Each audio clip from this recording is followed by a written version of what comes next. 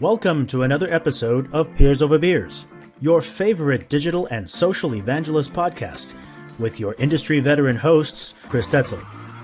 This podcast starts now. So welcome to another Peers Over Beers. I'm Chris Tetzel, and joining me is Dani Weinstein. Dani Weinstein. Dani, how are you today? I'm doing well. How you doing, Chris? Doing well, man. It's good to have you back on the show. You know, usually I will introduce you, but you know, you're just a regular. You're here a lot, so I don't need to introduce you. You can introduce yourself from now on. So, but yeah, I think we made it to the Michael Sandoval Wall of Fame. Exactly. Well, thanks for coming on again. I really enjoy our conversations, and we were talking a lot about in our pre-show. And one of the things that came up was the conference that you attended called CLIX, and I saw a lot of my peers at this conference. Unfortunately, I couldn't go, but I would love to talk to you more about CLIX and the conference, and you know, who you met, who was new, who was old, and what'd you like about it? Yeah, so the community leadership event in Memphis, I think it was a new event. I think there was sort of a fair amount of uncertainty about really what it was going to be like, how the quality of the talks and the people that were there. But I think in the end it was it was very much a pleasant surprise for those of us that attended. And I think that first and foremost, the coolest thing was just, getting back on the road and actually attending a conference and seeing, a number of people that, first, a whole collection of people that we've been collaborating with for a long time, some of whom I've met in person before, like Rich Millington and David Spinks and Adrian Spire, and others. And then others that, we've had the great opportunity to collaborate with and get to know virtually, but never meet in person. So, the fact that, Marjorie Anderson and Shauna Summers and quite a few others that were there was just great. And then of course, being that this community professionals, just that general network, there were new superstars that really I was not even aware of that we got to meet, and just like rock stars in their own regard. So I think that having that was great. Of course, it's never a bad day when you have the opportunity to hear presentations from David and from Richard and Adrian, in any given session. And then just, again, having these great conversations about what people are doing in a variety of, whether it be even like Christina Garrett from HubSpot, and the HubSpot team is a bunch of rock stars. And so they had a couple of great sessions, but just getting to meet these folks in person was awesome. And then of course I think just the sort of that added benefit of attending a conference, you've got some of the sponsor vendors who you kind of forget about this working from home or not traveling, but just like there were some vendors there that are spending some pretty big money and some really nice dinners and happy hours, and so getting the benefit of that is like, wow, I forgot how this was like. Yeah. That's always a fun time. Who are some of the vendors that were there? So excuse me. You can remember anyway. Had, the folks from Higher Logic and Danila. So Adrian was there. Yep. I got to catch up with my dear friend Michael Pohala from Chorus. I mean, they've known him for he goes back to the early lithium days, at least 10, 11 years ago. So he was there. It was great to catch up with Michael. But then there were some others. So for example, oh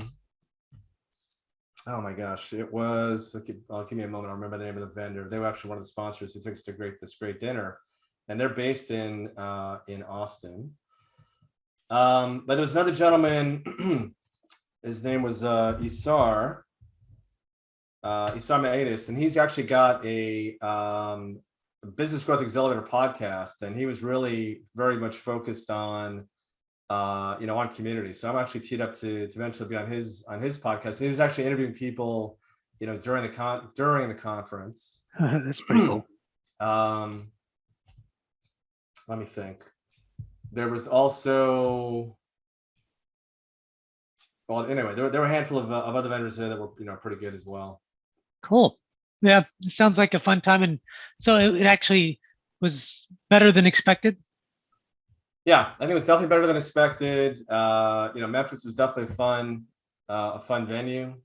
I actually spent some time. Well, at the very end, I had like an hour or so of free time. I actually went over to the birthplace of rock and roll, so Sun Studios, which is about a 10-minute ride down the road from where the conference was. I caught the last tour on the last day, and that was pretty epic. Just seeing the place where Elvis was discovered, and Johnny Cash and Roy Orbison, and it's just walking through it's literally a time machine. I mean, seeing these Yeah. original guitars and this the original recording equipment and the reel-to-reels and the soundtracks of the first tracks that Elvis recorded in that studio, and that was fun. But I think more importantly, it was very much about about the people. And Like these events are, people are wanting to go to these events big time now. I mean, maybe it's going to be like, this is like, oh my gosh, I can't get enough events for the next 6, 8, 12 months. People are just going to go to every single event. And then, maybe they're like, I need some virtual stuff. You know what I mean? So but that's good that you get to get out. There's nothing better to me than connecting with people face to face, right? And the relationships become a lot better. You get to know them. You feel like a bond. I felt closer to you, for example, when you came out to Dallas, and we just met for beers, right? Like I think that was the first time. Literally, we met for beers, and this is the first time we've met face to face. It wasn't all that long ago. I don't know, a year ago or less. And it was last summer. yeah, so almost a year. But it's just nothing better. I mean, you feel like, oh wait, I know that person. It's pretty cool. So good. I'm glad you got out, and I'm glad the conference was better than expected. Hopefully it's kind of interesting because you've seen kind of these new community like things, whether it's technologies or different schools coming out for community managers, leaders, and then now conferences. That's not led by Bevy or CMX or something like that. So it'd be interesting. And somebody told me, well, I think this CLIX thing's not going to work out. There won't be that many people there. And I've actually heard a lot different things like from yourself and others that it was really nice. And I think all you need it really is for community leaders is just one, a good venue, a good agenda, decent agenda, and then the people, because we just want to connect with people. I remember going to CMX one time and went to a couple of things, but then I was just connecting, talking to people face to face, missed some of the sessions, didn't care. You know what I mean? Like, went to some of them, but it was to me about how do I start building relationships, and start finding people that, know more than I do, about some of this stuff and doing different things. So I'm glad you had fun. Yeah, and I've got my cheat sheet here, so I do want to give a shout out to Orbit was one of the vendors that really took Oh, that's right. care of us, and we got to meet one of their founders, Patrick Woods. But some of the usual suspects were there as well. So High Bright, Discourse, CredSpark, Graziti was there, so we got to meet up with my team from Kaltura. John Summers and Piper Wilson were in town. Yep. And then of course just meeting some new faces that had been on our radar, just meeting them in person. So like I said, Shauna, but meeting Ashley Brookshaw and Tirza Austin. Let me see who else here. Christina Garrett, I never met before. Certainly meeting up with Rich. Ashley Frieden was not on my radar. He's from E-Consultancy and Guild and came over from the UK. And then this rock star, her name is Laisa de Oliveira. She's out in New York right now, but she's I wasn't even on my radar previously, and so we got to know her really well. Where's she from? Do you remember? Brazilian, and she just relocated to New York City in the recent months. Okay. She's got a book on community, and has a huge following, and apparently, and she gave an incredible talk, really about growing revenue around community. So it was quite interesting. Cool. And then of course, just shout out to R.D. Whitney and Heidi Williams who put together the event. So like I said, for the first time, it definitely exceeded expectations, and a lot of good content, a lot of good quality time with a lot of people. And as I said, we met up with, I got to know, I think cumulatively everybody got to grow their network incrementally and learn more, and also make more connections. Cool, man. I love it. I love it. So something else I wanted to kind of run by you a little bit, if you don't mind. What do you think? So, all right.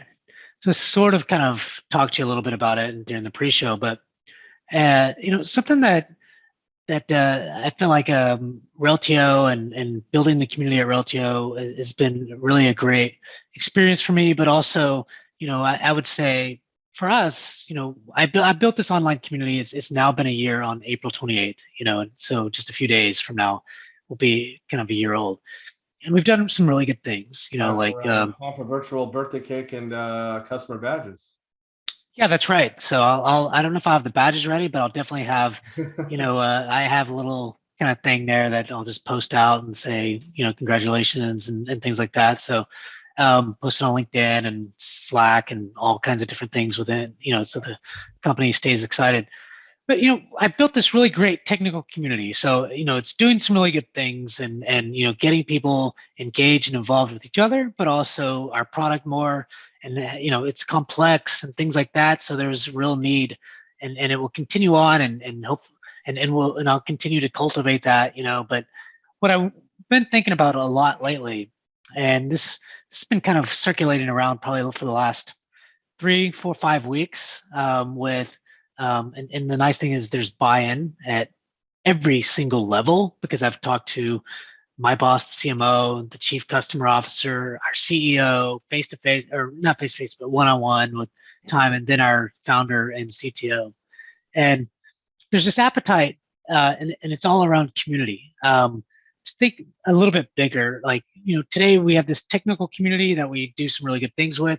There's a bigger community around just that technical community that is in the data space, right? There's people. So when we think of, Reltio is a master data management company. It's complex stuff, that people do, but there's a practice, around master data management that we don't really talk about. We have the technology to help the MDM professionals, but we don't talk about MDM as a practice, or we don't think about or talk about overall at a high level data governance as a practice, and how do you get good data governance or good data quality or good, a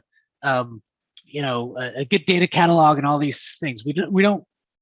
I'm not saying we've never talked about it, but we're not doing a lot of that. What I want to do is now start thinking about whether it's some high level employees, could be VP, directors, or whatever, that are experts or can be thought leaders. So really start cultivating internal thought leaders, because I want Reltio to be kind of a thought leader in the space of all things data, and more specifically around the data type stuff that we could cover around data governance, data quality, security and master data management, right? So, and then start looking at the influencers outside of Reltio that could be our customers. And I think, today we have a Reltio executive council, and we got a great list of those customers. Some of them are CDOs, so chief data officers. We have a couple of CIOs and CTOs, and at that level. So there's one place to tap there, but also, like I said, could be other influencers, like those that just give talks about the data governance stuff, or that kind of stuff. And then, so when you start doing that, when you start doing webinars or on-site meetings, these 4 or 5 kind of events, or 10, 15 people type events, and then eventually get to the bigger event, you're thinking of thought leadership, and those kinds of things. You're writing content around, data governance rather than Reltio data governance. It's not Reltio, it's the data governance as a practice, or MDM as a practice. And, quick camp video. I mean, there's a lot of shit that you can go do and start, I can start building the strategy around. And what I'm thinking is that I want to spend 70% of my time there, and then the other percent, with the technical community. Today it's just me. Hopefully I'll get another person or two in the near future, but to help run the technical stuff. But that's what I'm thinking is there's a bigger, better kind of community. Did I say better? A bigger, broader community that I can go after, and that's what I want to do. Have you ever done stuff like that or thought about that? Yeah, very much so. I mean, I think, certainly my time at Domo, I think that's probably the better analogy is, I think the way to think about it is the type of thought leadership that you would have speaking at our annual conference.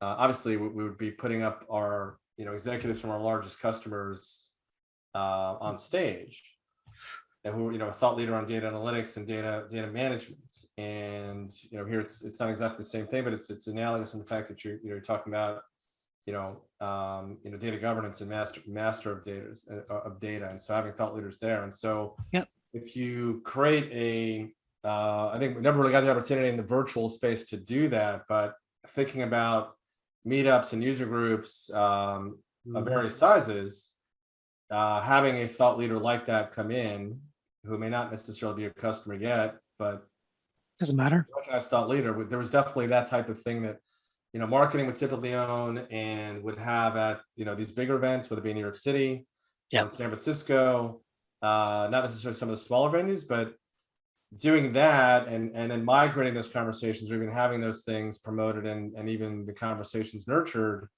in the community as an opportunity. We never got there during my time, but that certainly was something that was on my radar. So I think the way to think about it, that's absolutely a great opportunity, because again, it meets the core need of your technical community at the end of the day, because they too want to learn from where's the industry going, who are the thought leaders. It's a big carrot to dangle in front of them for events and for meetups, but also to help drive conversation.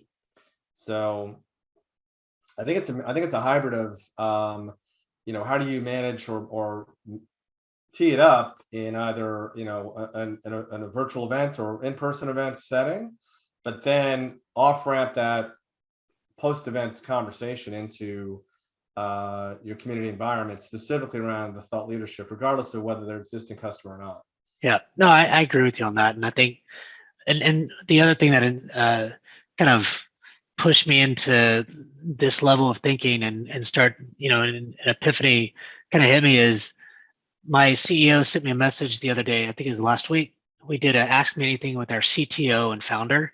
And, we had a good amount of people. I think it was about 100 folks, and about 60 of those were employees and 40 were, customers, partners, and things like that. I mean, positive about that is, I get a lot of really good content from customers and engagement in that way. But, a lot of employees actually came. So he asked, he goes, well, how many people are on this? Or how many people? And then he asked me how many employees. And I said, it's pretty good. We did the numbers. He goes, well, I see that differently. He goes, there's way too many employees and not enough customers and partners and prospects.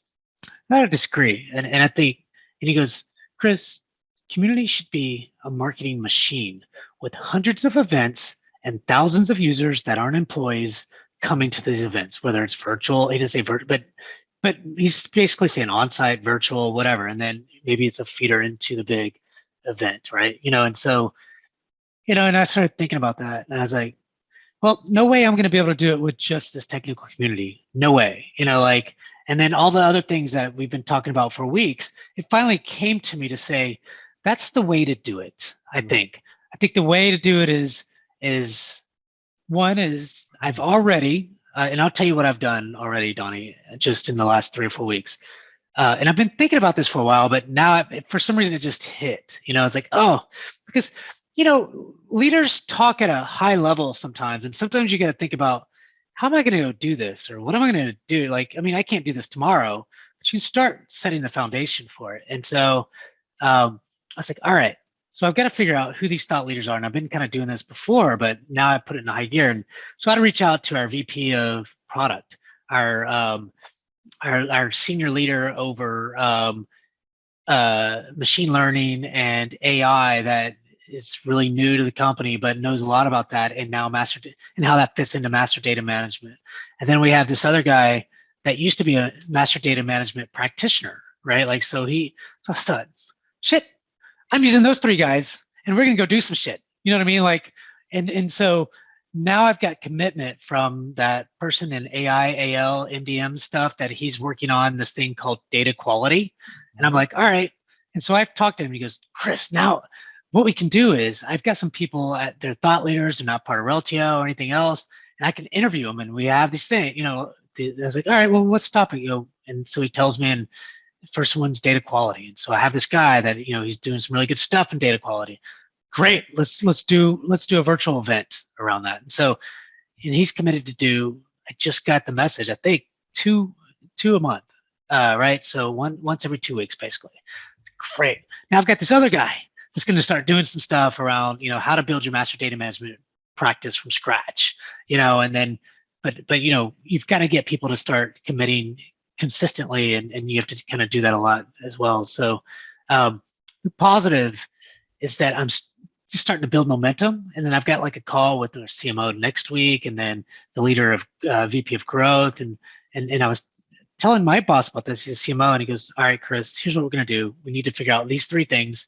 And he goes, so that I can get marketing behind you on this, we're going to meet with the chief communications officer. We're going to meet with me, blah, blah, blah. We're going to have a working session. We're just going to work this stuff out, and we're going to go. And so I was like, all right. And so you could tell I'm super excited about it because it's a little bit different for me. And it's the same stuff, but a different type of thing. It's not technical anymore. I mean, there's still technical things in it, but it's more at the higher level. And I'll be very interesting to see some of the outcomes. So I said a lot of stuff. Sorry about that, but you see my passion for that. So. Oh yeah, no, it's great. And while you were talking about this opportunity, I just remembered that a very good friend of mine from my HP days is actually a very seasoned expert in master data management. So I'm going to happily introduce you to Jeff Jones because I think that's somebody you want to bring into your network. I will. I just sent him a LinkedIn message, so thanks for that. Or connect. That's pretty cool.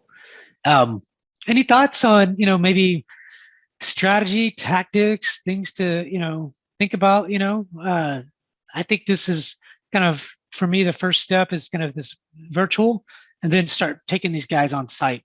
You know what I mean? Could be client sites, but more about let's go to steak dinners or lunches and meet for 2 or 3 hours and have a 20-minute quick conversation about this thing, and then do some networking, that kind of stuff. So the tactics are 1, virtual events, 2 is on-site events, and then we'll see as hopefully we can build that up and have marketing support on a bigger event early next year. Yeah, so I think the key is again, you've done a great job, I think, doing your homework and getting executive buy-in. I think it's tapping into what marketing typically owns historically, get them involved and leverage their resources and dollars to put on bigger events. But I think at the same time, think about starting small and getting a core high quality in-person and virtual thing going. I think you're on the right track. I mean, one thing that you may want to consider is sort of analogous to this, which is, we used to do expert days at HP. We called them Dojo days at Domo, but that was for like any, bring your toughest questions, and we're going to bring a series of experts on to kind of rapid fire through a Q&A. I think in this case, it's more about, having sort of a virtual, having a virtual panel, but maybe you then create a live Q&A session where there's, some seasoned experts that can help with those, real-time answers. So it's kind of like, I'm sure you're a part of this, when Adrian did over at Vanilla Forums in the past, he especially when I think COVID first hit, he did these huge, I say huge, it seems like events all the time that he would get somebody like you or me on, and, and he would just have leader after leader after leader after leader and have all this content, and if I was him, I would have, it's not his job per se, but if I was the organization, I would have taken all that content and used it in 3 or 4 other ways. Like you can do 5 different things. They didn't do that, but it was really a cool idea. And he did a really good job of getting the experts and things like that, and marketing out, that kind of stuff. So it's kind of like that, but I want to take it to even a bigger level. I want people to know who the hell Reltio is in the data. I want us to be seen as those thought leaders in all things, what Reltio can help with, data governance, and all these master data management, et cetera. So I think it's a big opportunity. It's a big thing to go do, but who fucking cares, man? I mean, it sounds fun to me. What's the worst that's going to happen? Nothing. You're going to learn a lot, Yeah, I think you're getting a lot of upside there, and I think it's definitely as they say, it brings a lot more excitement to the day-to-day conversations that are on the more technical side, because you're bringing in that thought leadership. And that's going to become a magnet for for the brand.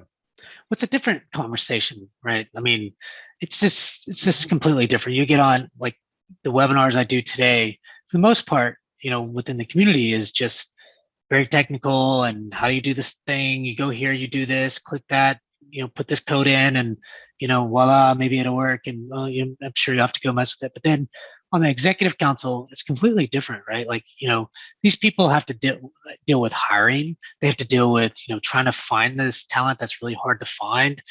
They're dealing with, other business leaders within the organization. How do you kind of get buy-in in this certain area? What's the business cases that drive master data management? That, what does it solve at the end of the day? These technical users are just trying to make it work. They don't give a fuck.